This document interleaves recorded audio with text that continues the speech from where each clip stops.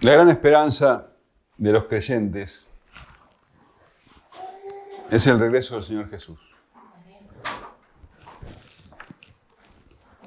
Estamos en un mundo oscuro. Dice la Escritura que ese mundo en el que vivimos está bajo el poder del maligno. Y es una verdad que el pecado abunda. Y la lucha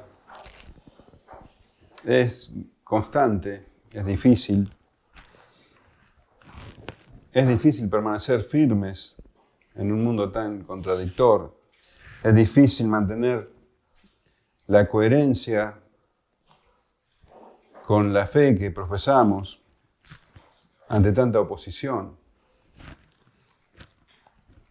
El cristiano que quiere vivir conforme a la voluntad de Dios va a recibir rechazo. Dice el apóstol Pablo en su carta a Timoteo, en la segunda carta a Timoteo, capítulo 3, y también todos los que quieren vivir piadosamente en Cristo Jesús padecerán persecución. Esto es algo que el cristiano debe afrontar siempre, tal vez dentro de su familia, tal vez en su trabajo, en su entorno, que por el solo hecho de tratar de agradar a Dios en su conducta diaria, eso provoca en la gente rechazo, odio. Y cuando leemos persecución, a veces tendemos a pensar que, bueno, se está hablando de que alguien es perseguido hasta la muerte. Y eso ocurre en algunos casos, pero muy extremos. La persecución, por lo general, pasa por otro lado.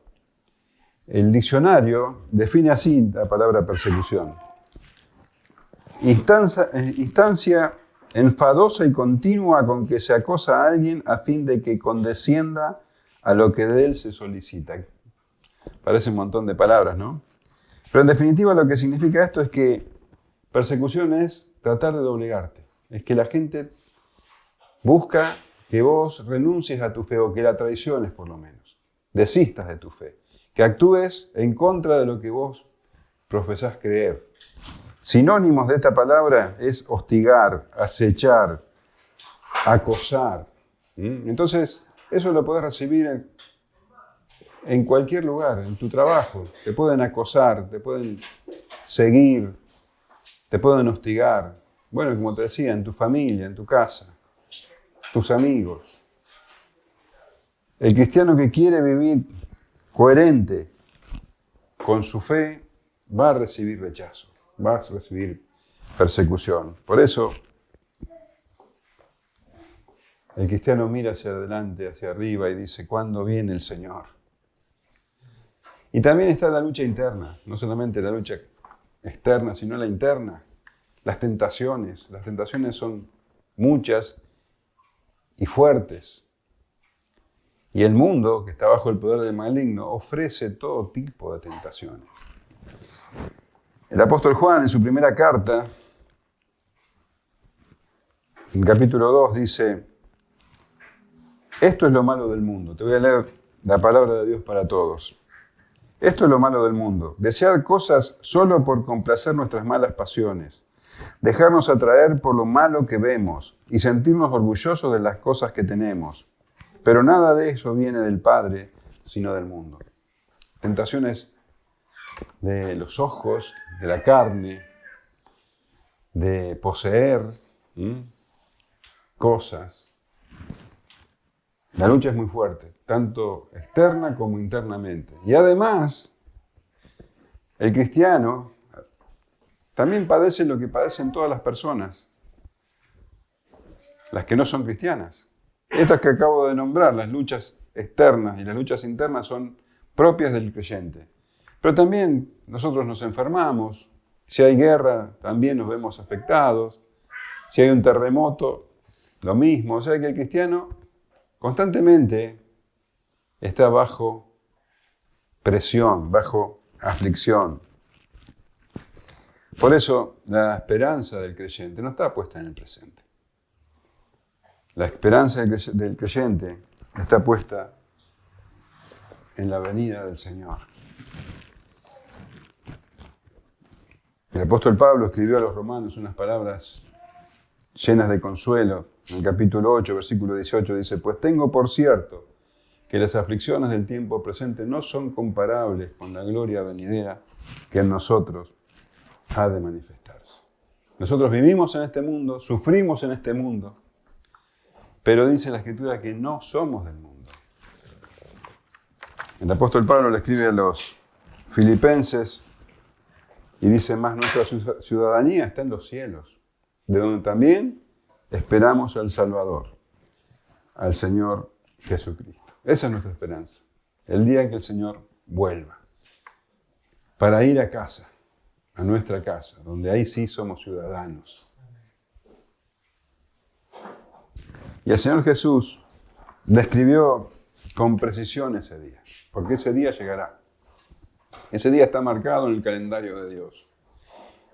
Y esa tarde de miércoles, en que el Señor Jesús estaba sentado con sus discípulos en el Monte de los Olivos, mirando al templo, la magnitud, la majestad del templo, Él les decía a los discípulos: todo eso va a desaparecer, ese templo va a ser destruido y no va a quedar piedra sobre piedra. Y ellos, sorprendidos, le dijeron: ¿cuándo serán estas cosas? ¿Qué señales habrá de tu venida? Porque para ellos, semejante edificio, la casa de Dios, para el judío, solamente podía ser destruido en el fin del mundo. Para ellos era un solo evento: la destrucción del templo, la destrucción de Jerusalén y la destrucción del fin de los tiempos eran una sola cosa. Y el Señor Jesús les muestra que no. Y responde a sus preguntas. Y les habla entonces del gran período que habrá entre el tiempo en que Él ascienda a los cielos. Él se va de esta tierra y hasta que vuelva. Es lo que conocemos como el período de la iglesia. Y Él les dice que en ese tiempo se van a levantar engañadores que se van a hacer pasar por Cristo, y se van a levantar también falsos maestros. Y dice así: Él entonces dijo: mirad, que no seáis engañados, porque vendrán muchos en mi nombre, diciendo: yo soy el Cristo, y el tiempo está cerca, mas no vayáis en pos de ellos. Estos falsos maestros proliferarán en esta época, y hoy los vemos, y llevarán detrás de ellos a millones de personas, muchísimas más que los que siguen la verdad. El Señor Jesús, en el Sermón del Monte, habla de esto, y leemos en el capítulo 7, versículo 13, donde el Señor dice: entrad por la puerta estrecha, porque ancha es la puerta y espacioso el camino que lleva a la perdición, y muchos son los que entran en ella. Por la puerta ancha, por el camino espacioso, van muchos. Porque estrecha es la puerta y angosto el camino que lleva a la vida, y pocos son los que lo hallan. Son muy pocos los que van detrás de la verdad. Son muy pocos que entran por la puerta estrecha. El Señor dice que no nos dejemos engañar por estas personas. Como tampoco nos dejemos engañar por ciertas señales que no son señales. Porque dice que habrán también desastres naturales, como terremotos, como pestes. Y también habrá desastres provocados por el hombre, como guerras y sediciones, que la gente va a decir: el fin está cerca, pero no, dice el Señor. Cuando oigáis de guerras y de sediciones, no os alarméis, porque es necesario que estas cosas acontezcan primero, pero al fin no será inmediatamente. Entonces les dijo: se levantará nación contra nación y reino contra reino, y habrá grandes terremotos, y en diferentes lugares habrá hambres y pestilencias, y habrá terror y grandes señales en el cielo. Y todas estas cosas ocurrirán, pero son solo principio de dolor. Está diciendo, son una muestra de lo que va a ser el final. Entonces le habló de ese tiempo largo entre su ascensión y su segunda venida. Y también les habló de cosas que iban a suceder muy pronto para ellos. Pero antes de todas estas cosas, dice, os echarán mano y os perseguirán y os entregarán a las sinagogas y a las cárceles y seréis llevados ante reyes y ante gobernadores por causa de mi nombre, y esto os será ocasión para dar testimonio. Proponed en vuestros corazones no pensar antes cómo habéis de responder en vuestra defensa, porque yo os daré palabra y sabiduría, la cual no podrán resistir ni contradecir todos los que se opongan. Mas seréis entregados aún por vuestros padres y hermanos y parientes y amigos, y matarán a algunos de vosotros, y seréis aborrecidos de todo por causa de mi nombre. Todas estas cosas iban a vivir esos discípulos y los que iban a escuchar su palabra. Y eso ocurrió. Y después el Señor les habla de la destrucción de Jerusalén. Y les dice, pero cuando viereis a Jerusalén rodeada de ejércitos, sabed entonces que su destrucción ha llegado. Entonces los que estén en Judea, huyan a los montes, y los que estén en medio de ella, váyanse, y los que estén en los campos, no entren en ella. Porque estos son días de retribución, para que se cumplan todas las cosas que están escritas. Mas ay de las que están encintas y de las que críen en aquellos días, porque habrá gran calamidad en la tierra e ira sobre este pueblo, y caerán a filo de espada y serán llevados cautivos a todas las naciones, y Jerusalén será hollada por los gentiles hasta que los tiempos de los gentiles se cumplan. Todas estas palabras las dijo el Señor Jesús y todas estas se cumplieron. Y también les habló de lo que ocurrirá al final. Y así como se cumplieron estas, porque no es un profeta que recibe palabra de lo alto, es Dios mismo hablando. Jesucristo está hablando de lo que Él sabe. Jesucristo está hablando de lo que Él determinó junto con el Padre y el Espíritu Santo antes de la fundación del mundo, en la eternidad pasada. Él está hablando lo que va a ocurrir, así como la destrucción de Jerusalén ocurrió tal como Él la predijo, así va a ocurrir al final de los tiempos. Vamos a leer los versículos 25 al 28 de este capítulo 21. Entonces habrá señales en el sol y en la luna y en las estrellas y en la tierra angustia de las gentes, confundidas a causa del bramido del mar y de las olas, desfalleciendo los hombres por el temor y la expectación de las cosas que sobrevendrán en la tierra, porque las potencias de los cielos serán conmovidas. Entonces verán al Hijo del Hombre que vendrá en una nube con poder y gran gloria.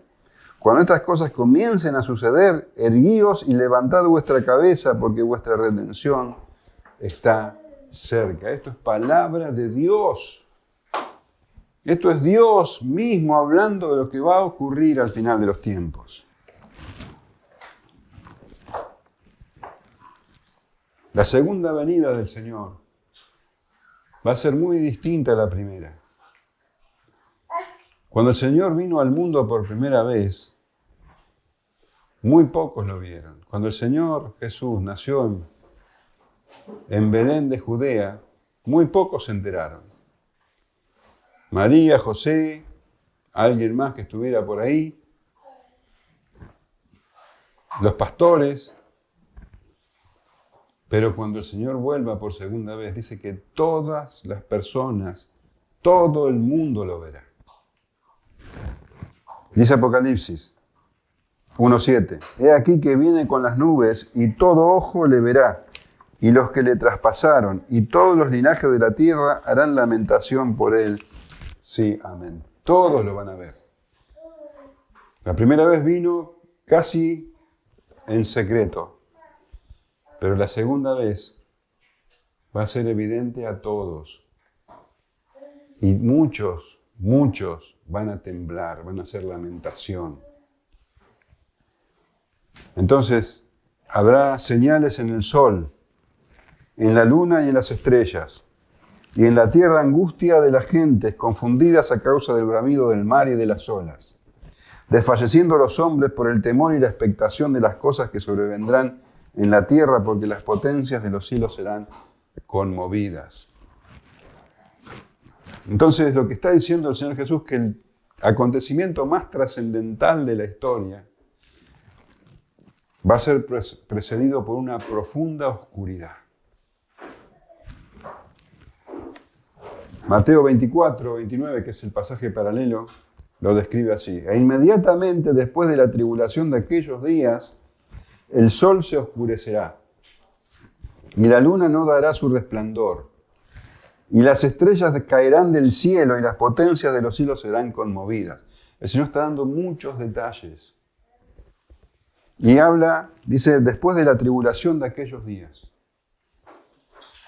Y recién hablábamos que los creyentes viven en tribulación aquí en la tierra, porque tienen luchas constantes. El Señor Jesús, en el Sermón del Monte, al comenzar su ministerio, Él habló de los perseguidos. Dice Mateo 5:10, bienaventurados los que padecen persecución por causa de la justicia, porque de ellos es el reino de los cielos. Bienaventurados sois cuando por mi causa os vituperen y os persigan y digan toda clase de mal contra vosotros mintiendo. Gozaos y alegraos, porque vuestro galardón es grande en los cielos, porque así persiguieron a los profetas que fueron antes de vosotros. El Señor no dice si les pasara esto, son bienaventurados. Él está asegurando que va a pasar esto. Y la noche que iba a ser entregado, le dice a sus discípulos en Juan 16:33, estas cosas os he hablado para que en mí tengáis paz. En el mundo tendréis aflicción, pero confiad, yo he vencido al mundo. Esa palabra aflicción en el griego es la misma palabra que se usa como tribulación. En el mundo tendréis tribulación. Entonces, a lo largo de la historia, la iglesia padecerá tribulación, padecerá persecución, padecerá aflicción. Y habrá tiempos muy duros para la iglesia y en lugares específicos se los perseguirá y se los ha perseguido hasta la muerte.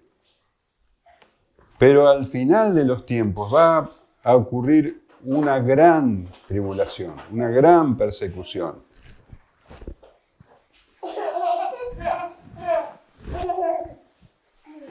Al punto que el testimonio de la iglesia va a terminar. En Apocalipsis capítulo 11 se lo ilustra, se lo describe como dos testigos. La iglesia es representada como dos testigos, como dos profetas que son muertos por la bestia, por el sistema. Y que el mundo hace fiesta por la muerte de estos testigos. Es la iglesia que ya no va a hablar más. Pero esto va a ocurrir cuando el número de los escogidos se haya completado. Cuando ya no haya más a quién llamar, la iglesia va a parecer muerta. Y así, cuando esto ocurra, después de la tribulación de aquellos días, dice, el sol se oscurecerá. Cuando ya el testimonio de la iglesia haya terminado, de pronto vendrá la oscuridad. Y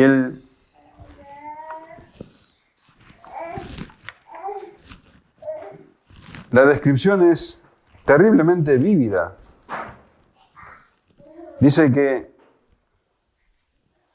el sol se oscurecerá y también la luna no dará su resplandor. Al oscurecerse el sol, obviamente la luna no tiene resplandor. Y dice que las estrellas serán conmovidas. Y habla también de que caerán estrellas. Probablemente hable de meteoritos. Va a haber una gran conmoción en los cielos y una tremenda oscuridad. Esto ya fue anunciado por los profetas en el Antiguo Testamento. Te voy a leer algunos pasajes. Isaías 13:9.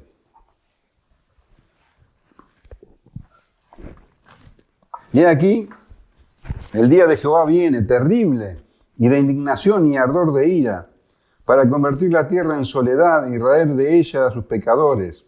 Por lo cual las estrellas de los cielos y sus luceros no darán su luz, y el sol se oscurecerá al nacer, y la luna no dará su resplandor. Y castigaré al mundo por su maldad, y a los impíos por su iniquidad, y haré que cese la arrogancia de los soberbios, y abatiré la altivez de los fuertes. Ezequiel 32:7 dice, y cuando te haya extinguido, cubriré los cielos, y haré entenebrecer sus estrellas. El sol cubriré con nublado, y la luna no hará resplandecer su luz. Haré entenebrecer todos los astros brillantes del cielo por ti. Pondré tinieblas sobre tu tierra, dice Jehová el Señor. También Joel 2:10 dice, delante de él temblará la tierra, se estremecerán los cielos, el sol y la luna se oscurecerán, y las estrellas retraerán su resplandor. El sol se convertirá en tinieblas y la luna en sangre antes que venga el día grande y espantoso de Jehová. Ya estaba anunciado por los profetas que ese día será día de oscuridad, de total oscuridad. Y el Señor Jesús agrega que las personas desfallecerán del horror también por el bramido del mar y de las olas. Entonces, en medio de esa oscuridad atroz y tal vez meteoritos cayendo, también las aguas, los mares, serán embravecidos y habrá probablemente tsunamis y maremotos y de inundaciones, y la gente se llenará del más grande horror.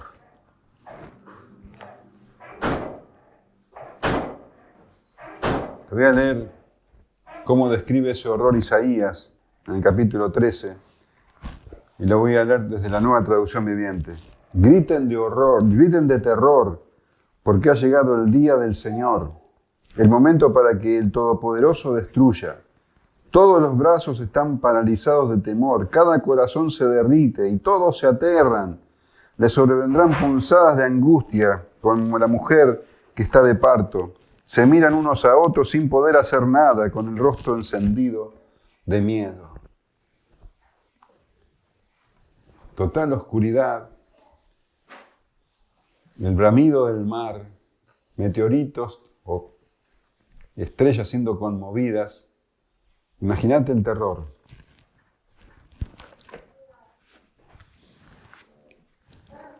Y de pronto, esa oscuridad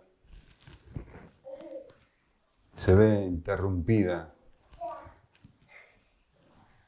Dice el versículo 27, entonces verán al Hijo del Hombre que vendrá en una nube con poder y gran gloria. ¿Te imaginas? En medio de esa oscuridad, de pronto, el gran resplandor de la venida del Señor. Todo ojo lo verá.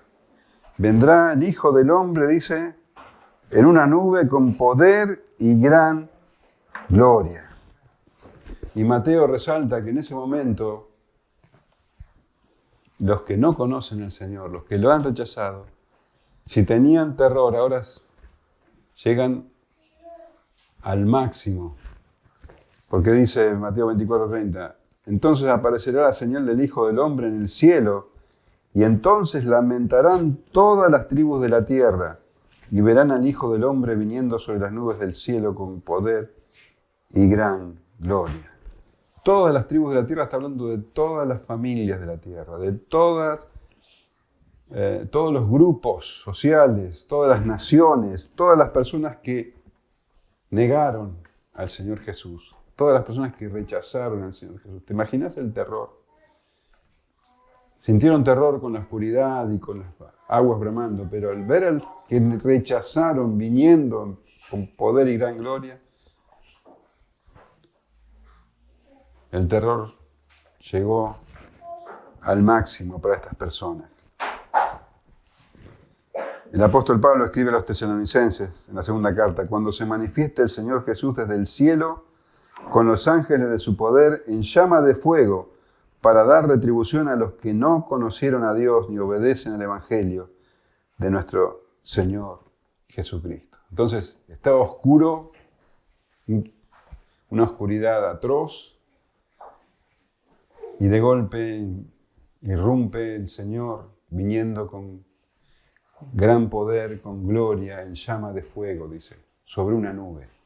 Y cuando habla de nube, podemos ver, interpretar que sea una nube literal y es posible, pero en la Escritura, sobre todo, la nube representa la presencia de Dios.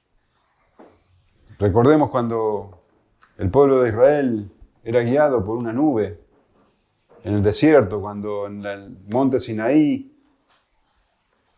el Señor se manifiesta como una nube cuando hablaba con Moisés, y en el tabernáculo descendía como nube, en el templo de Salomón lo mismo.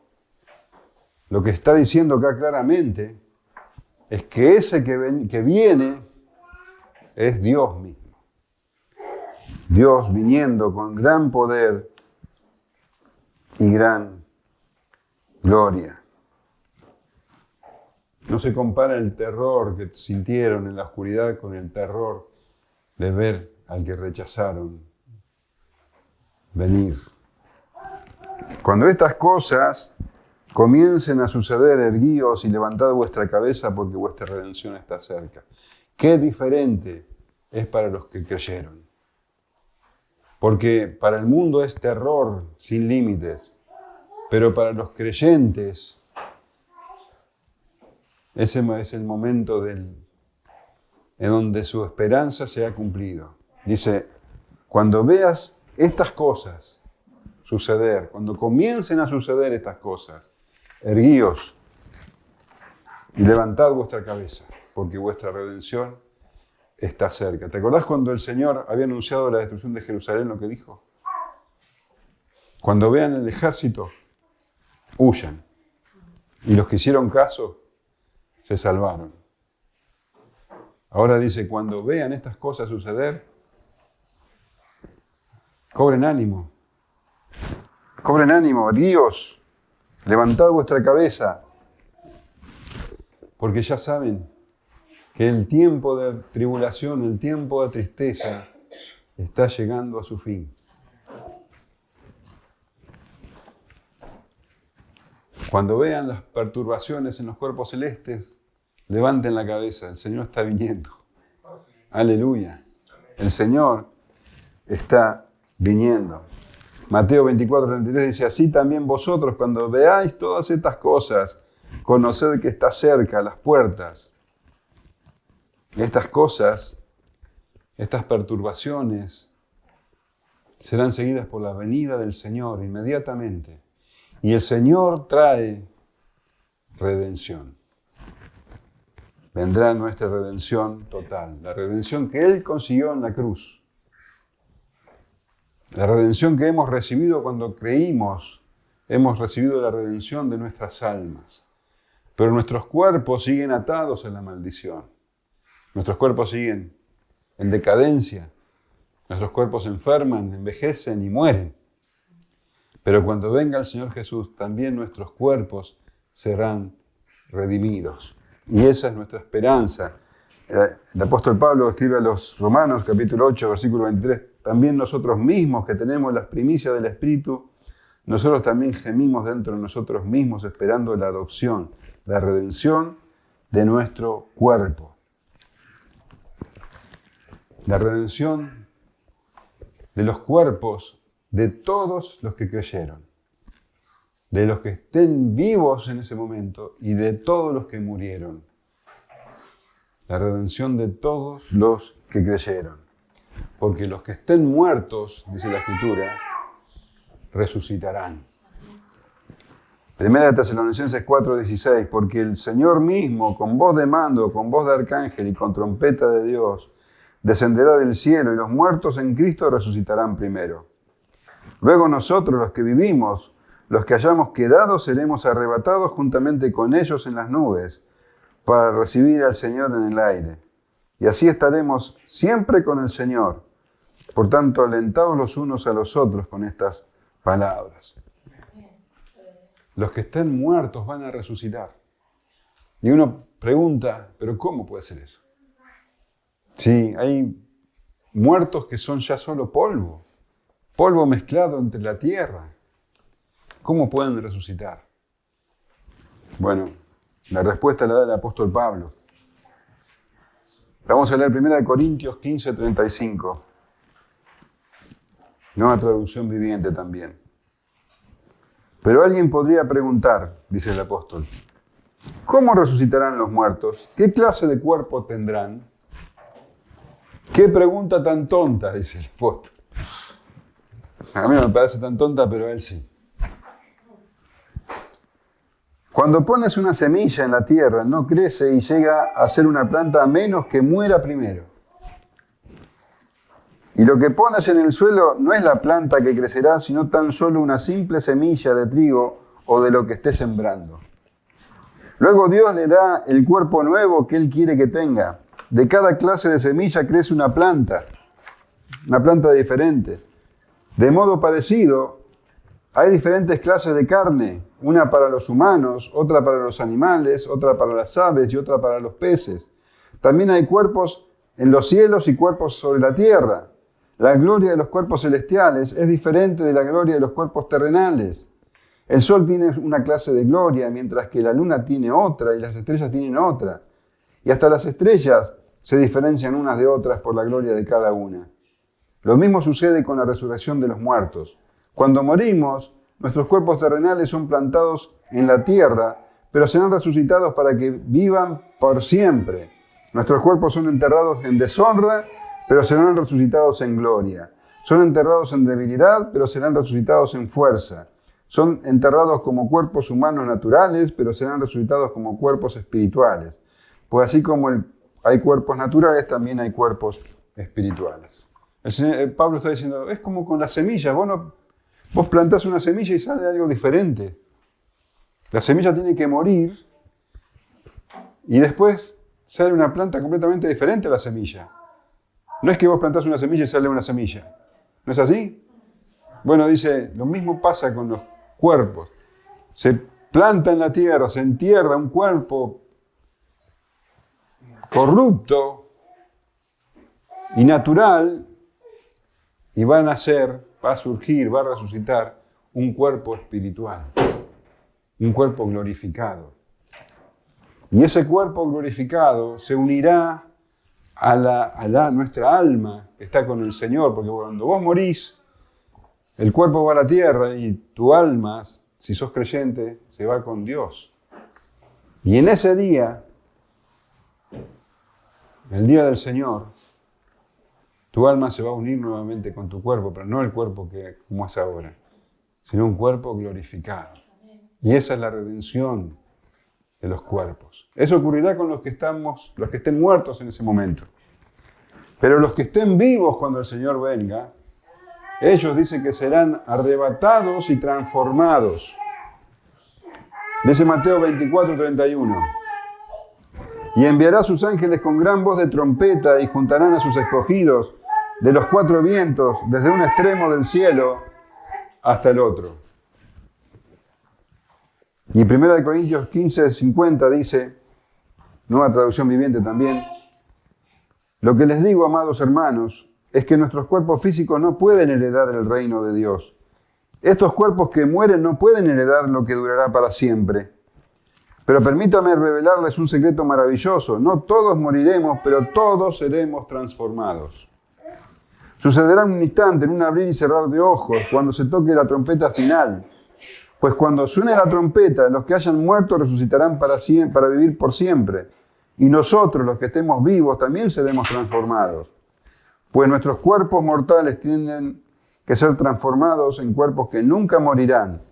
Nuestros cuerpos mortales deben ser transformados en cuerpos inmortales. ¿Te das cuenta de lo que está diciendo? Los que estén vivos en ese momento, cuando sean levantados por los ángeles, cuando sean arrebatados para recibir el Señor, en un abrir y cerrar de ojos, sin que nos demos cuenta, si estamos vivos en ese momento, nuestros cuerpos van a ser redimidos, transformados, glorificados.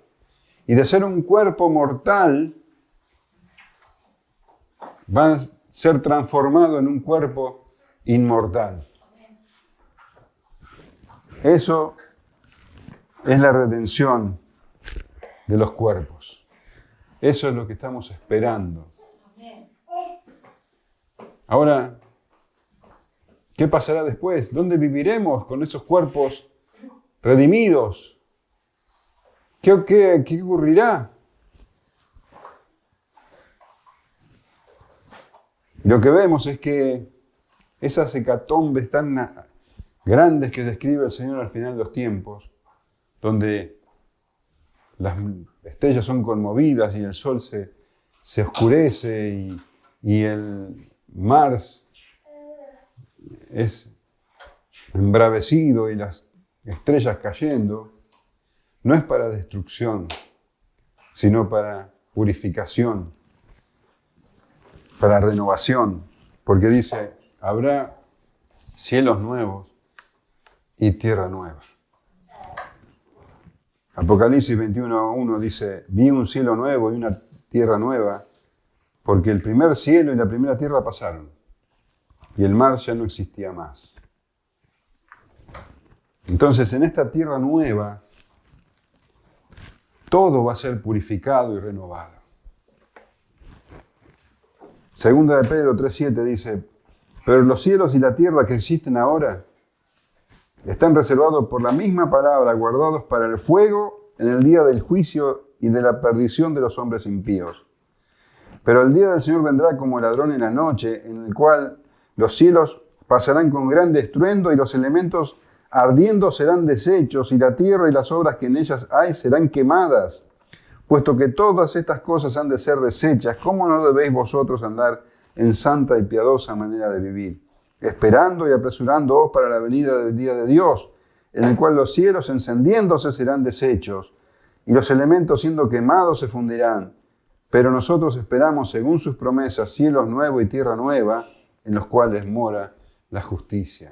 Ser una tierra nueva y cielos nuevos, donde estemos para siempre con el Señor, y nosotros en nuestros cuerpos glorificados. Y la creación, que ahora está bajo pecado y bajo maldición, será también renovada. Dice Romanos 8:19, pues toda la creación espera con anhelo el día futuro en que Dios revelará quiénes son verdaderamente sus hijos. Contra su propia voluntad, toda la creación quedó sujeta a la maldición de Dios. Pero con gran esperanza, la creación espera el día en que se unirá junto con los hijos de Dios a la gloriosa libertad de la muerte y la descomposición. Pues sabemos que hasta el día de hoy toda la creación gime de angustia como si tuviera dolores de parto. Lo que está diciendo es que la creación, estamos hablando de la naturaleza, está bajo maldición. No puede dar su potencialidad, no puede llegar a su máxima realización, porque está bajo maldición. Y hay descomposición, y hay muerte. Pero en ese día, en que todo sea renovado, también se terminarán las enfermedades, las heladas, las inundaciones, las sequías, y toda la creación llegará también a su máximo esplendor. Y además de todo esto, de un universo purificado, renovado, de una naturaleza plena, también habrá completa armonía entre las especies. Porque hoy día las especies, animales y vegetales, están en guerra unas con otras. Y se persiguen y se devoran. Pero llegará el día en que la profecía de Isaías también se haga realidad. Isaías 11:6 dice, morará el lobo con el cordero y el leopardo con el cabrito se acostará. El becerro y el león y la bestia doméstica andarán juntos y un niño los pastoreará. La vaca y la osa pasarán, sus crías se echarán juntas y el león con el buey comerá paja. Y el niño de pecho jugará sobre la cueva del áspid y el recién destetado extenderá su mano sobre la caverna de la víbora.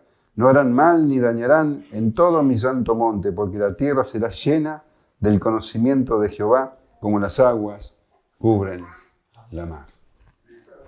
Y ese día llegará. Ese día es la esperanza del creyente. El apóstol Juan vio a la iglesia ya en la regeneración. A todos nosotros, a todos los creyentes del Antiguo Testamento y los creyentes del Nuevo Testamento y los creyentes de la era de la iglesia, todos como una ciudad ataviada, con las mejores ropas, como una novia, esperando a su esposo. Y dice Apocalipsis 21:1, vi un cielo nuevo y una tierra nueva, porque el primer cielo y la primera tierra pasaron y el mar ya no existía más. Y yo, Juan, vi la santa ciudad, la nueva Jerusalén, descender del cielo de Dios, dispuesta como una esposa ataviada para su marido. Y oí una gran voz del cielo que decía, he aquí el tabernáculo de Dios con los hombres, y Él morará con ellos, y ellos serán su pueblo, y Dios mismo estará con ellos como su Dios. Enjugará Dios toda lágrima de los ojos de ellos, y ya no habrá muerte, ni habrá más llanto, ni clamor, ni dolor, porque las primeras cosas pasaron. Y el que estaba sentado en el trono dijo, he aquí, yo hago nuevas todas las cosas. Y me dijo, escribe, porque estas cosas son fieles y verdaderas. Y me dijo, hecho está. Yo soy el alfa, el omega, el principio y el fin. El que tuviere sed, yo le daré gratuitamente de la fuente del agua de la vida. Todavía hay tiempo para arrepentirse. El que venciere heredará todas las cosas, y yo seré su Dios, y él será mi hijo. Pero los cobardes e incrédulos, los abominables y homicidas, los fornicarios y hechiceros, los idólatras y todos los mentirosos tendrán su parte en el lago que arde con fuego y azufre, que es la muerte segunda. Esta es la esperanza del creyente. La esperanza del creyente no es un deseo ferviente, no es un anhelo, una posibilidad. La esperanza del creyente es firme, porque está basada en algo que no va a morir, algo que nunca va a pasar. El Señor Jesús dijo, el cielo y la tierra pasarán, pero mis palabras no pasarán. Y así como Él lo dijo, así va a suceder. Amén.